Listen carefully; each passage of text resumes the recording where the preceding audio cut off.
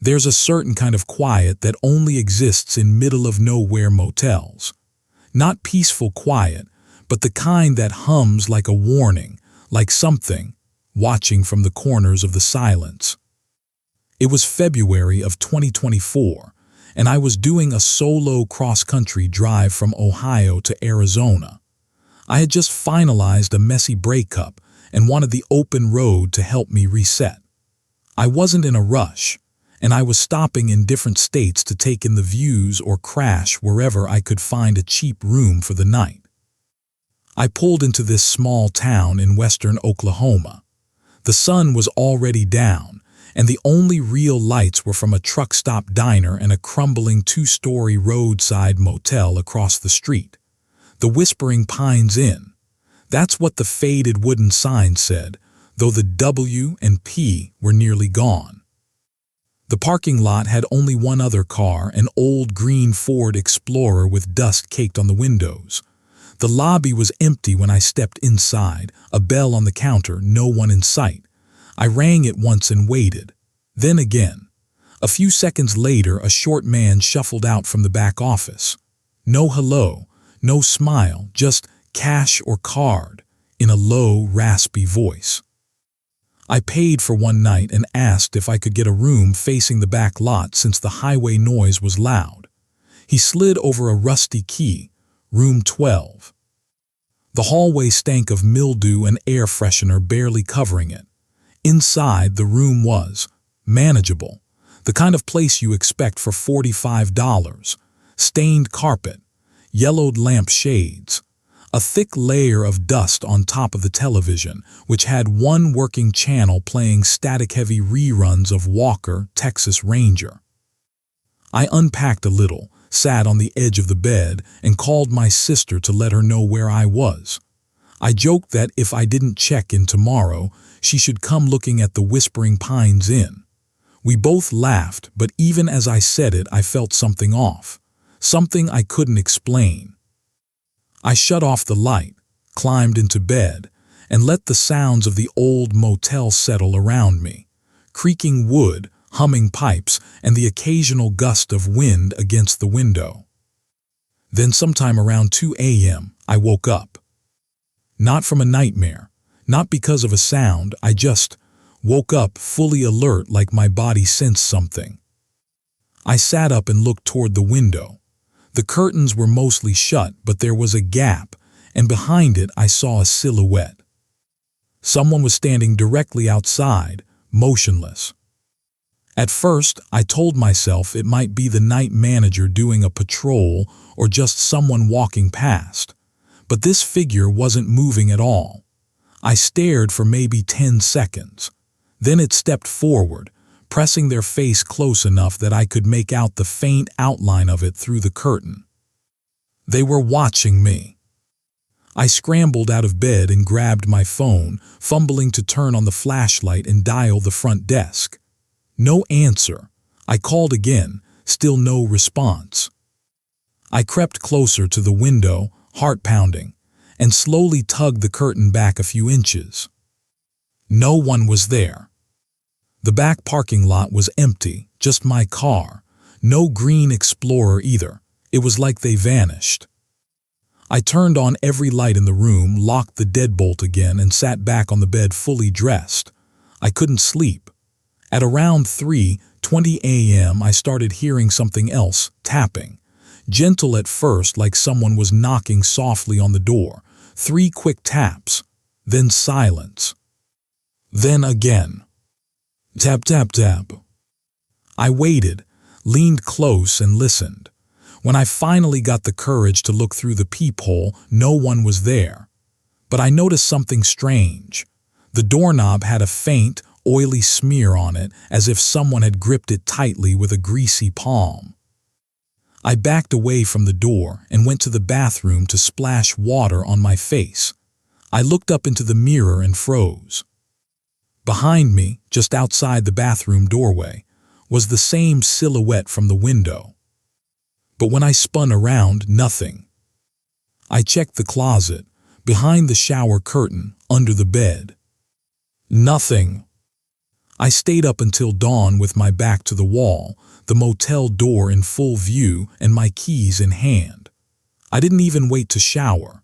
As soon as the sun cracked the horizon, I grabbed my bag and bolted for the front desk. The manager was there this time. I told him I needed to check out. He barely looked at me and said, "You were in room 12, right?" I nodded, feeling a lump in my throat. He slid a folded note across the desk. I hesitated before opening it. Inside was a torn scrap of lined paper with smudged handwriting that read, "He watches room 12. Never open the curtain." I stared at him. He just gave a tired look and said, "I told the last guy too. You didn't see his car out there this morning, did you?" I left without saying another word.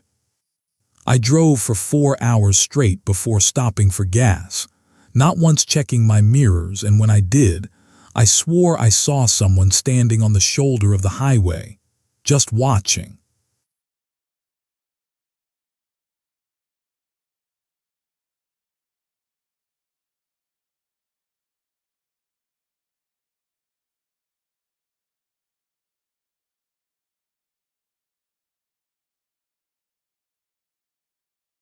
Some stories don't make headlines. They never get written down, never picked up by ghost hunters or true crime channels. But for those who lived through them, they stay carved into memory like scars. This story was posted anonymously in May 2024, just a few weeks after it supposedly happened. A girl named Riley shared her experience on a small, private forum for survivalist women. She lived on the outskirts of a town in Washington, not far from the Olympic National Forest. Riley had always been more of a loner by choice. She worked remotely as a freelance web developer, lived with her dog Daisy, and spent most of her time hiking and keeping to herself. Behind her house, there was a trailhead that led directly into dense forest. No official name, just woods that wrapped around the rear of her property like a dark green curtain. Riley loved it. She knew every path, every ridge, every sound the wind made through the branches, or she thought she did. This started around April. She said the first time she felt something was wrong was after a long hike. She'd gone deeper into the woods than usual and returned just as the sun dipped behind the trees.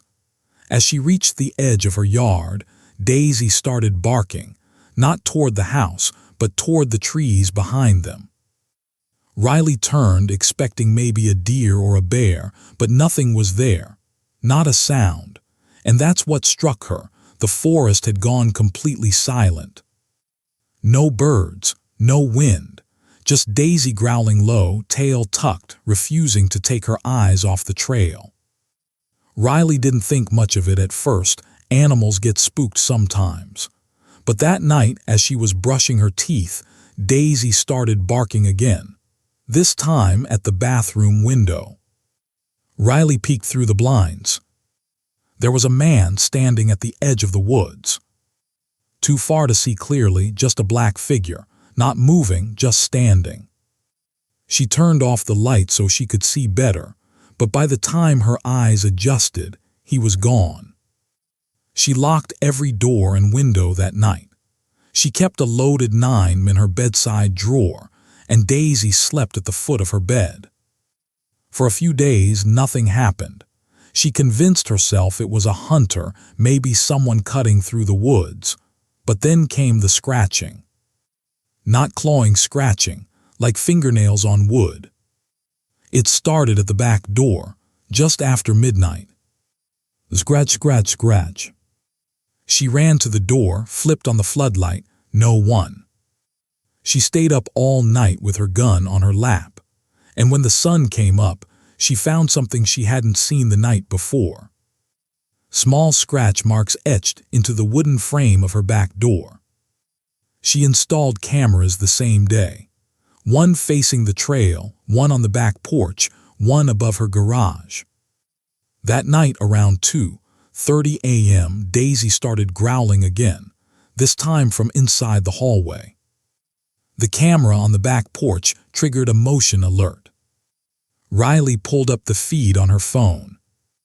The screen was black, then static, then a frame of something, someone, crouched low beneath the porch light, looking directly at the lens.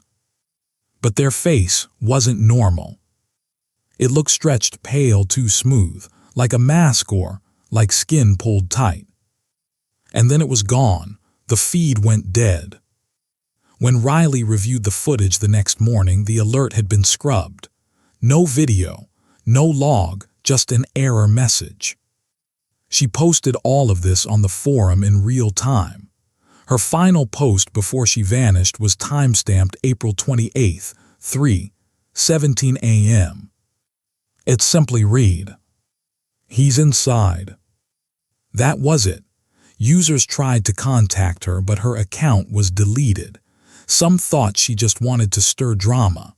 But a week later, another user posted a news article from a local Washington paper. A woman named Riley M., age 27, was reported missing. Last seen at her home near the Olympic National Forest. Her house was found locked. No signs of forced entry. Her dog Daisy was discovered unharmed but alone, locked inside the laundry room. The oddest detail: every mirror in the house was shattered. Police called it a possible mental break. Maybe she fled, maybe something worse. But the real kicker: neighbors said that for several nights before Riley vanished, they'd noticed a strange man walking the edge of the woods, always just after midnight. One neighbor said the man would stare at her windows for hours, and when she yelled or turned on lights, he'd simply walk back into the trees. Not run, not sneak, just walk as if he knew no one would come after him.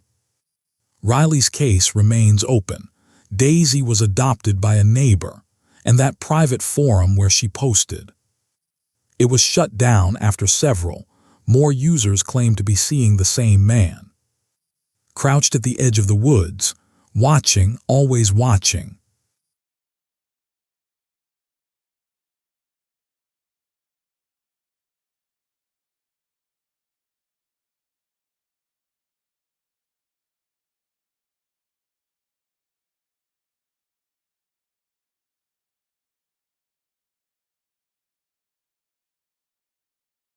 I've always believed that sometimes the past catches up with you when you least expect it. This next story comes from a guy named Jake, who shared it in a late-night online forum in August 2024. What happened to him was more than just creepy. It felt like stepping into a nightmare you couldn't wake up from. Jake had been casually dating a woman named Phoebe for a few weeks. They met on a dating app, matched, and had a couple of dates. She was 4 years older than him, soft-spoken but friendly. His friends thought she seemed a little quiet and odd, but nothing too off. They met some mutual acquaintances, but Jake didn't get the full picture. One weekend, Phoebe invited him to a high school reunion party. She said she didn't want to go alone, and Jake, feeling protective and somewhat smitten, agreed to come along. The reunion wasn't official. It wasn't organized by the school, but a guy from her class, apparently wealthy, was hosting it at his big house on the outskirts of town. Jake arrived at the party early with Phoebe. The house was impressive, a sprawling mansion with a gated driveway, but something felt off immediately.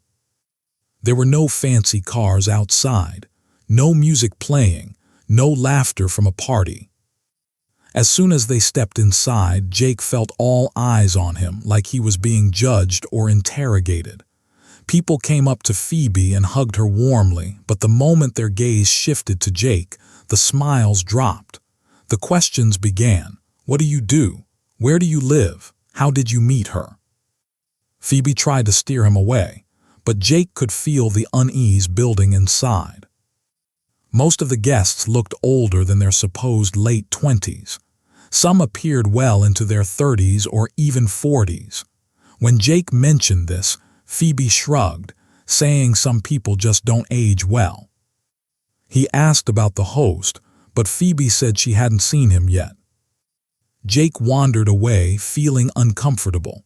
He found himself in a large room with a few others but felt their eyes burning holes through him. The silence was heavy, no music, no chatter, just intense, awkward stares. He decided to excuse himself to the bathroom for a breather. Inside, he locked the door and texted his friends about how weird the reunion was. Phoebe replied, wanting to know where he was. Before he could answer, a knock came at the bathroom door. A young man, one of the attendees, spoke low enough that Jake almost didn't hear him. "You should leave. That girl isn't who she says she is." Jake froze. "What do you mean?" he whispered. The man smirked and said, "Whatever she told you about this being a reunion. Lies. Look around. Does this look like a high school party? Trust me. Leave before it's too late." Then he slipped into the bathroom and locked the door. Jake debated whether to follow up, but his instincts screamed at him to get out. He left the bathroom, walked straight to the front door, and slipped out without drawing attention. Outside, Phoebe texted him asking where he'd gone. Jake didn't answer. Later, he looked up her number and found something odd. The name Phoebe wasn't registered to that number. Instead, it was a different name entirely, Claire Foster. Her listed address didn't match where Jake had picked her up. He realized that when she'd come to meet him, she was already waiting outside, meaning she never left the house. Jake blocked her number. His friends had warned him she seemed off, but they didn't want to hurt his feelings. Jake's story didn't end there. Over the next few weeks, he noticed strange things. People from the party showing up near his work, strange calls with no voice, and a sense of being watched everywhere. Some joked he was living in a horror movie. Some thought it was paranoia. But Jake knew better.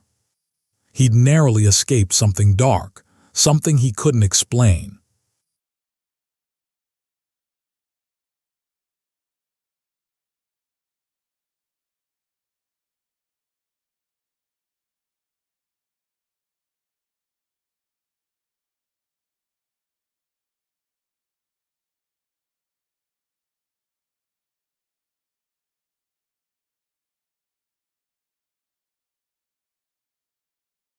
This next story comes from a small suburb outside of Chicago, shared anonymously on a true crime podcast in late June 2024. The narrator, who we'll call Maya, was in her early 30s, living alone in a quiet neighborhood that was supposed to be safe. Maya had always been cautious, locking her doors, keeping curtains drawn at night, but that didn't prepare her for what happened one week in May. It started with small things, footsteps outside her house late at night, soft tapping on her windows. At first, she thought it was animals, maybe raccoons or squirrels. But then came the knocking. Not the polite knock of a visitor, but sharp, deliberate raps on her front door at around 2 a.m. 3 nights in a row. She never opened. She just called the police, but they told her no one was found nearby when officers checked. Feeling uneasy, Maya set up security cameras around her property. The cameras caught nothing unusual during the day, but at night, they recorded a shadowy figure walking slowly along her backyard fence, sometimes stopping to look directly at the cameras. One night, Maya woke up to the sound of her bedroom window rattling. She turned on the lights, grabbed her phone, and called 911. Police arrived, but again, no one was found. Over the next week, the visits grew bolder. Maya found scratch marks on her front door frame, and one morning, a handwritten note was taped to her mailbox. It read, "I see you." Terrified, Maya reached out to neighbors. They hadn't seen anyone suspicious, but agreed to watch their homes closely. Maya started sleeping with a baseball bat beside her bed. She avoided going out after dark. One night, her dog started barking fiercely at the backyard. Maya peeked outside and saw nothing. But then, from the corner of her eye, a figure darted behind the bushes. She called the police immediately. When they arrived, they found footprints leading from her yard toward a nearby wooded area. The police increased patrols, but the figure was never caught. Maya moved out 2 weeks later. She never learned who was stalking her.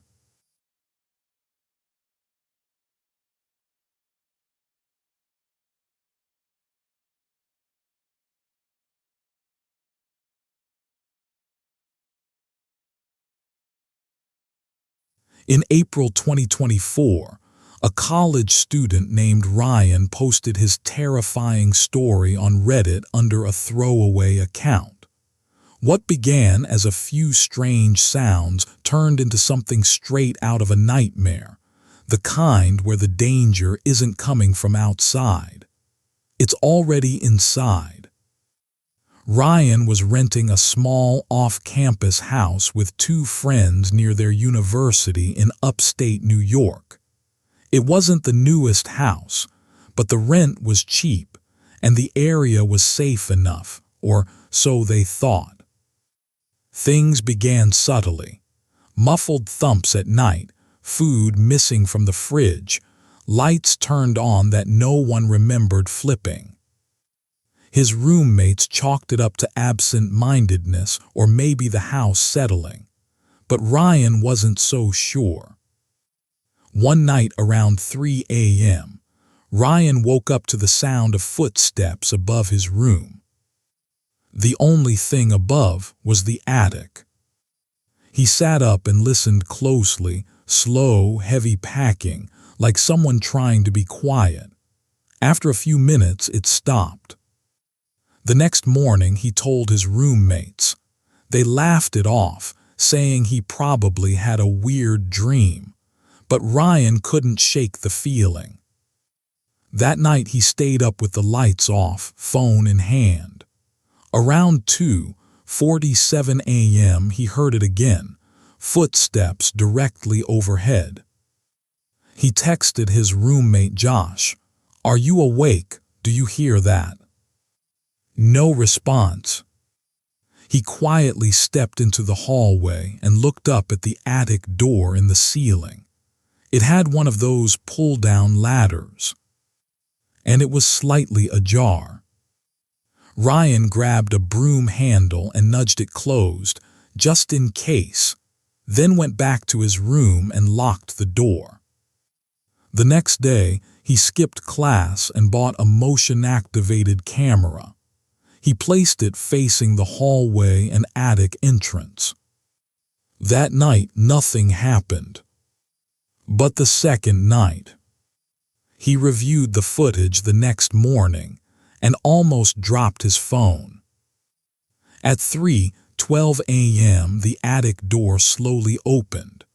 A pair of bare feet emerged, then legs. Someone climbed down the ladder, stood in the hallway for almost a full minute, just staring at Ryan's bedroom door.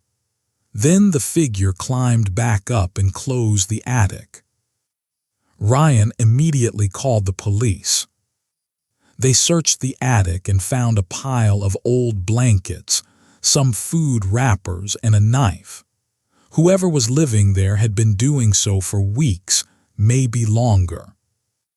Even more disturbing, the attic space had a small vent that opened right above Ryan's bed.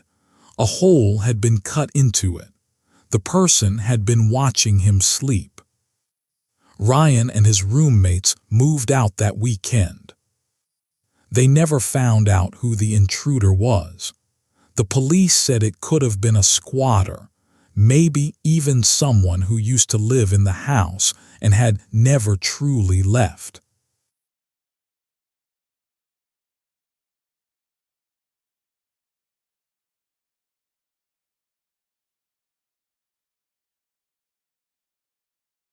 In February 2024, a woman named Claire from Sacramento, California, posted her experience on a neighborhood watch Facebook group.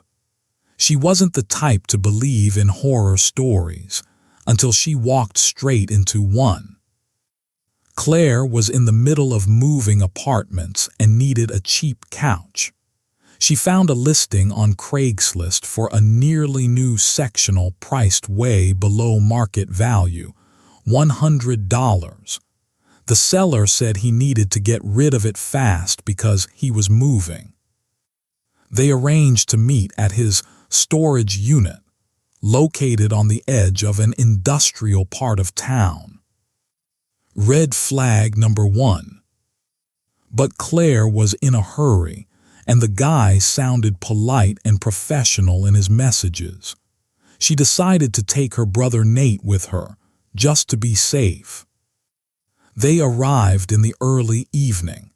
The area was nearly deserted, just rows of storage units and flickering overhead lights. The man met them outside the unit. He looked average, middle-aged, jeans, jacket, baseball cap. Nothing particularly alarming. He said the couch was inside, but the pieces were large and would need help getting out. Nate hesitated but agreed. Claire stayed by the car while they both disappeared into the unit. Minutes passed. Then 10.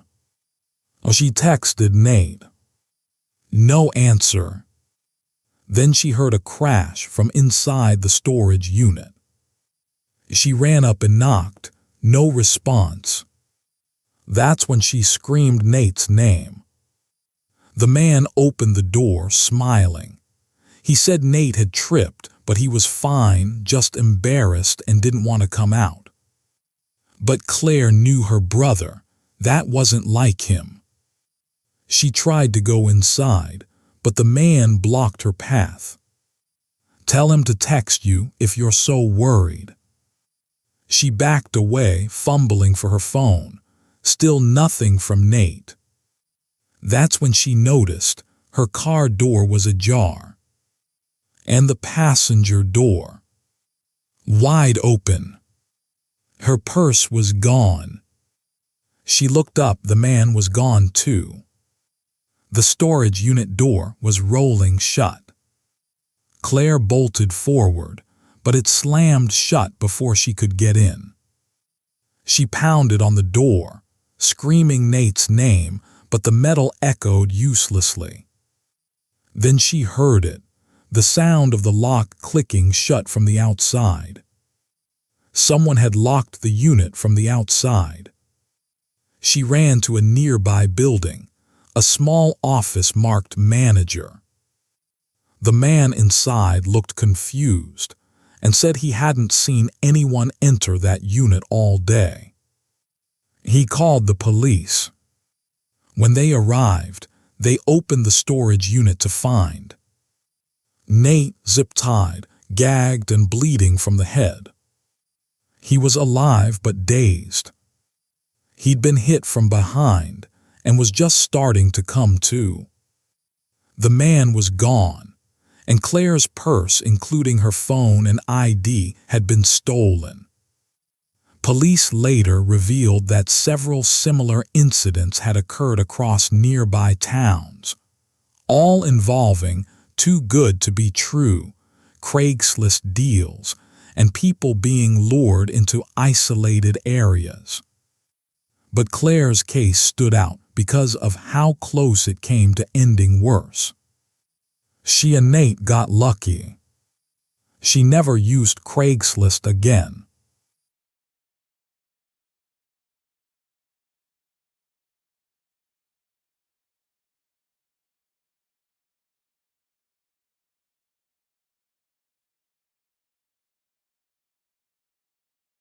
This story was submitted to a Colorado radio show in April 2024 and quickly went viral due to how real and terrifying it felt.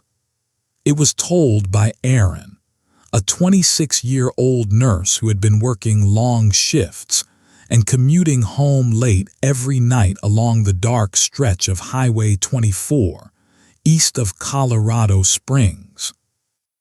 Aaron often drove that two-lane road around 2 or 3 a.m., when it was dead silent, no traffic, no gas stations open, just pure, empty wilderness flanking both sides. One night in mid-March, he was on his way home after a grueling 16-hour shift. His eyes were drooping, and the road was hypnotizing in the dim glow of his headlights. That's when he noticed headlights in his rearview mirror. A white van was tailing him. Not too unusual, but what was strange was how close it was driving behind him, practically glued to his bumper. Aaron changed lanes. The van followed. He slowed down. The van slowed down. He sped up. The van sped up. After several minutes, Aaron's nerves were fried. He flicked his hazard lights and moved to the shoulder, letting the van pass. But the van didn't pass. It stopped behind him. Aaron's heart pounded. He kept his doors locked, engine running, hand hovering near his phone. Then his phone rang. Unknown number. He picked up. A calm male voice said, "Your left taillight's out." Then silence. Aaron looked in the mirror again. The van was still there, engine idling. No one got out. He didn't respond. He hung up and pulled back onto the road, accelerating fast. The van didn't follow this time, it just sat there in the dark. But the next night, same road, same time, same van. Except this time, it pulled out from the shoulder ahead of him and started tailing him again. Aaron floored it. The van kept up for a minute, then disappeared in his rearview mirror. He reported it to the police. They brushed it off, said there were no outstanding complaints or crimes in the area matching that description. But it didn't stop. Every few nights, always on the same road, always at the same time, the white van would either follow him or suddenly appear parked alongside the road, engine idling, lights off, as if waiting for him. One night, Aaron had enough. He pulled into a brightly lit 24/7 gas station and called his brother to meet him there. The van followed him all the way into the lot, then parked at a distance. When his brother arrived 10 minutes later, the van peeled off and vanished into the night. Aaron never drove that road alone again. To this day, he avoids Highway 24 after dark. He still doesn't know who was in that van or what they wanted, but he believes with every part of him that if he had ever stopped again or gotten out of his car, he wouldn't be here to tell the story.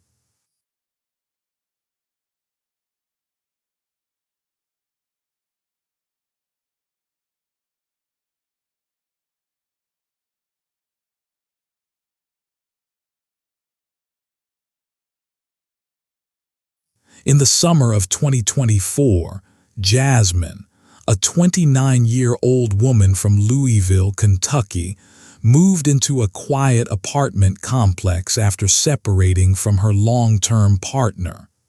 It was a fresh start, a new chapter. The apartment was small but clean, with a large vintage mirror mounted to the wall in the hallway. It had an antique wooden frame and looked like it had been there for decades, probably left by the previous tenant or even a landlord before that. From the first week, Jasmine noticed something off about the mirror. At first, it was minor things not reflecting properly. If she passed by quickly, she could swear her reflection moved a second later. It was like a delay, like watching herself on a live stream with poor connection. She thought she was overtired.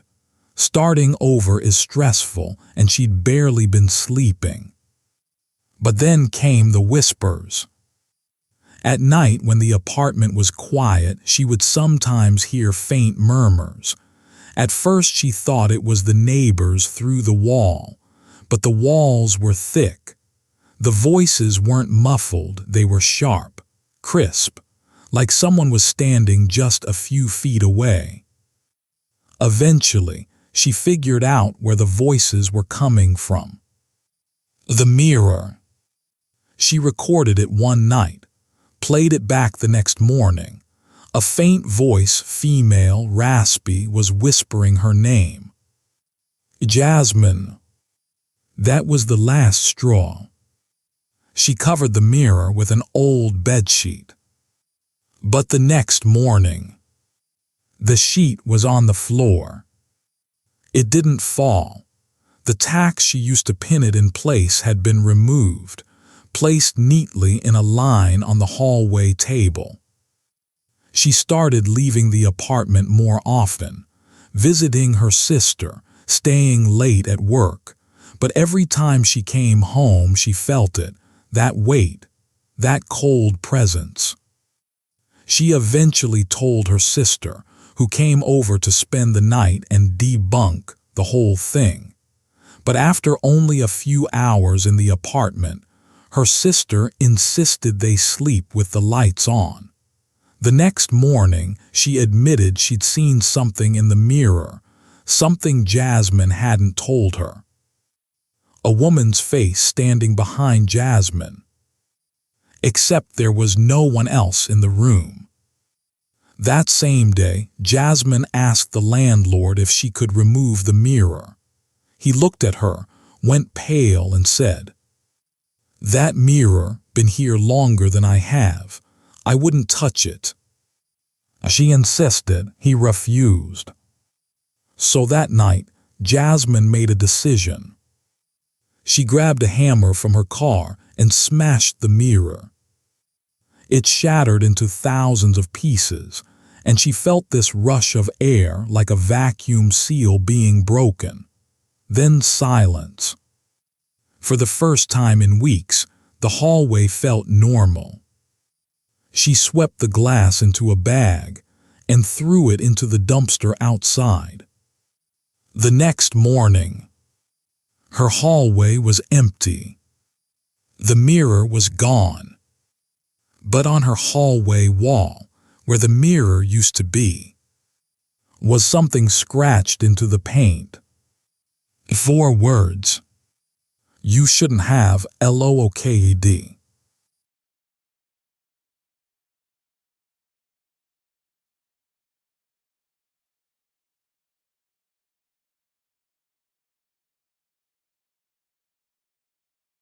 In October 2024, Laura and Daniel, a young couple from rural Maine, welcomed their first child, a baby girl named Ivy.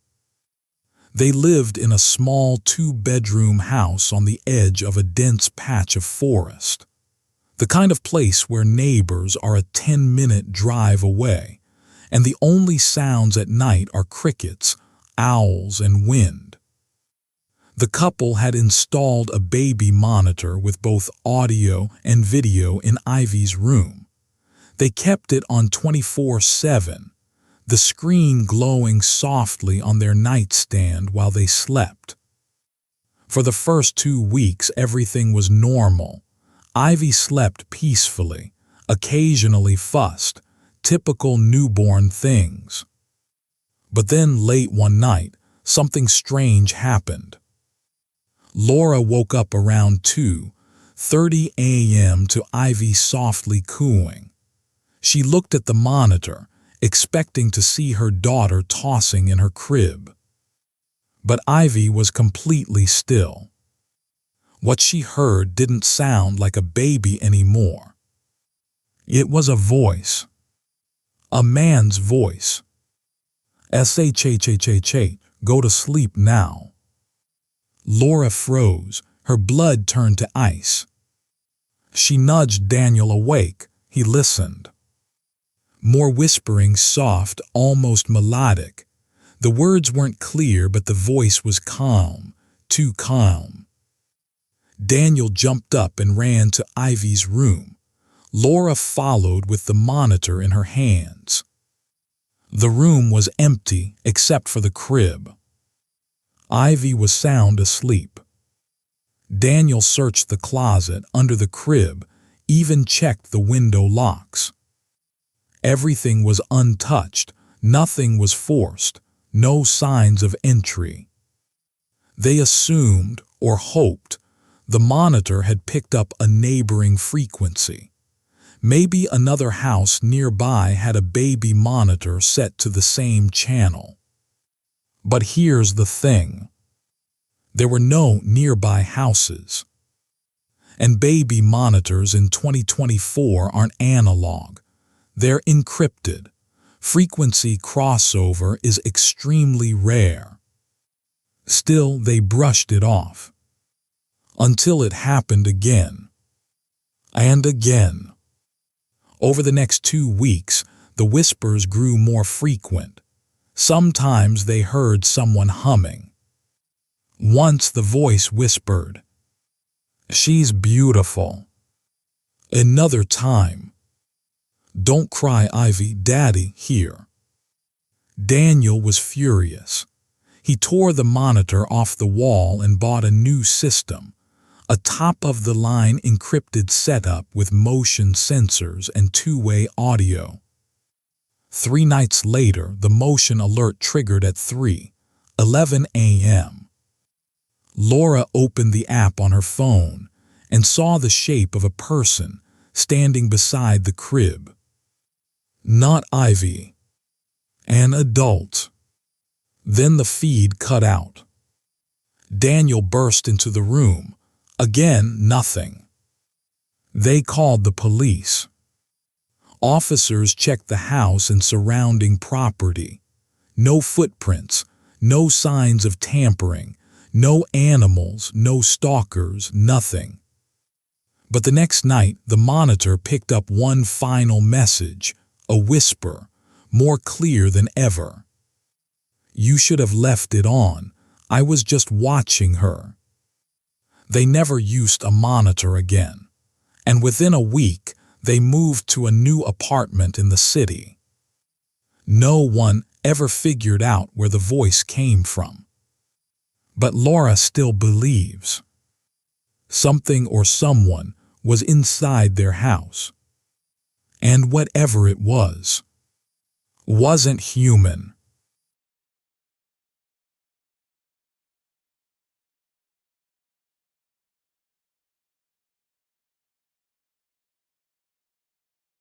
In December of 2024, a strange string of Reddit posts began surfacing in niche forums, primarily on r/glitch in the Matrix and r/nosleep. The posts came from a user named Unexplained, who claimed to have survived a bizarre disappearance in the Colorado Rockies that no one remembered happening. The story went mostly unnoticed until another user cross-posted it to a larger paranormal forum. That's when it went viral, because of how detailed, how raw, and how believable it was. What follows is a reconstruction of the final version of the original post, the one that made it out before the account was deleted. Authorities still haven't confirmed the identity of the user, but the story it left a mark. My name is Trevor McConnell. I'm 32 years old, live alone in Denver, and I work as a freelance wildlife photographer. What I'm about to write will either sound like a desperate lie or the ramblings of a delusional man. I don't blame you. If I hadn't lived it, experienced it, I wouldn't believe it either. But I swear on my life this happened. On October 9th, I drove out to the Lost Creek Wilderness to do some solo hiking and get photos of the fall foliage. I've been there dozens of times. It's one of my favorite spots. I packed food, gear, battery backups, and a signal beacon. Everything was going fine. I made camp about 7 miles in, near a bend in the creek where I'd camped before. That night I was woken up by the sound of bells. Not the kind of cowbells you might hear near a ranch. These were high-pitched, like wind chimes mixed with metal tapping. I figured it was the wind, maybe a loose pot clanging. I drifted back off. When I woke up, it was daylight, but something was off. Everything around me looked wrong. The colors were different, like someone had turned the saturation way up. The trees looked twisted, bent slightly in directions that didn't seem natural. And there was a smell in the air like sulfur mixed with burnt hair. I checked my phone. No signal, not unusual. But my phone said the date was October 14th. I blinked. 5 days. No way. I'd only gone to sleep the night before. My food was gone. Water too. My backup battery was completely drained. Even my watch was dead. I assumed it was some kind of carbon monoxide exposure. Maybe I blacked out, got disoriented, but I wasn't dizzy or confused. I was clear-headed, scared but focused. I packed up and began hiking back the way I came, except the trail markers were gone. Not just missing. The trees they were carved into looked like they had never been touched. I know that trail well. There are 3 distinct rock formations you pass through on the way in. None of them were there. Instead, I came upon something new. A cabin. Trevor described it as an old wooden structure, faded and overgrown, like it had been abandoned for decades. No road, no signs of human activity, no power lines, nothing. Just a cabin in the middle of nowhere. He approached cautiously, his camera rolling.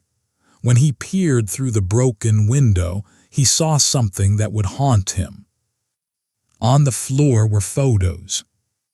Printed photographs of himself, sleeping in his tent, standing by the creek, walking through the trees from angles he never saw anyone at. And worse, there were photos of him from behind, as if someone had been following him, watching him. Some of the photos were dated October 10th to October 14th, the exact days he couldn't remember. There were also drawings, hundreds of them, on torn pages pinned to the walls. Crude black figures with hollow eyes staring from beneath trees. A recurring phrase was scribbled across many of them. "Don't sleep under the trees." He took some of the photos and left the cabin in a panic. He wandered for 2 more days, barely sleeping. The forest seemed to twist and loop around him. Paths he walked before now led nowhere. The sun rose and set at unnatural angles. The sounds of birds stopped. Even the wind felt like it was pushing him deeper in. On the 3rd day of being lost, Trevor heard bells again. He followed the sound. He doesn't remember what happened next. He woke up on the side of a highway near Deckers, Colorado, dehydrated, bruised, with a splitting headache and no memory of how he got there. A driver spotted him and called 911. He was taken to a hospital. The date: October 20th.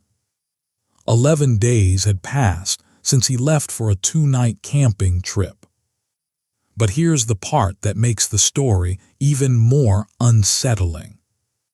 Trevor had posted a few images from his camera roll along with his post. Photos of the cabin, the drawings, the photos of himself. Users were split. Some thought it was elaborate fiction. Others felt something was deeply wrong. The metadata from the image files showed strange timestamps. His GPS log was corrupted, but the image geotags placed him miles away from where he remembered being. And then came the last update, posted just hours before the account was deleted. They came back. I saw them again, the bells, the man in the trees. I think they left something with me. I see them even here now, outside my window. I'm not sure I ever really left. That was the final message. The Reddit account Unite Pine was deactivated, all images scrubbed. Even third-party archives failed to retrieve some of the files. But 2 users claimed to have downloaded one of the images before it vanished, a still shot from Trevor's GoPro. It showed a photo of him, asleep in his tent. And next to him, a shadow, a tall figure barely distinguishable, peeking through the mesh of his tent. Since then, people have reported hearing bells in the Lost Creek wilderness, a faint, distant chiming in the early morning fog. Rangers have denied the existence of any cabin matching Trevor's description. But every so often, campers go missing in the area. A few are found, wandering, confused, no memory of what happened. But most, they're never seen again. And in December 2024, someone posted a photo on a different Reddit forum. No caption. It was a picture of a tree, a tall, crooked pine deep in the forest. Scratched into the bark were 4 words: "Don't sleep under trees."